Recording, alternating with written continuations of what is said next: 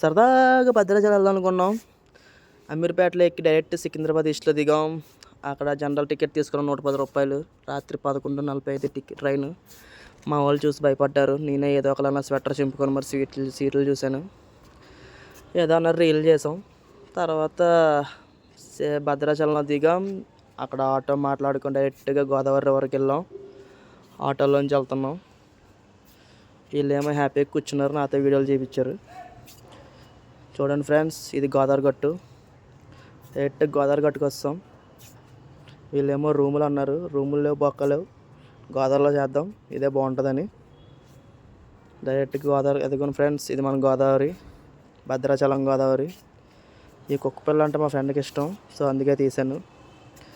ఇది ఉంది చూసారా, ఇది పెద్ద కుక్క పిల్ల. ఇది చేసిన పాపాలు పోవాలంటే ఏం చేయాలని అడిగితే దీపారాధన చేయండి అని చెప్పి గోదావరిలో చెప్పాను. అందుకే వీళ్ళు చేస్తున్నారు. సరే నువ్వు మాతో పాటు రా అంటే నన్ను తీసుకెళ్ళారు. దేవుడు వీళ్ళు చేసిన పాపాలకు నాకు సంబంధం లేవు, నన్ను వదిలే అని చెప్పి నేను అలా రివర్లో ఎంజాయ్ చేసాం. ఫస్ట్ టైం వీళ్ళు స్నానం చేయనని చెప్పి గంట దాకా రాలేదు బయటికి. వీళ్ళు ఈ వాటర్లో ఎవరు చేస్తారు అన్నారు.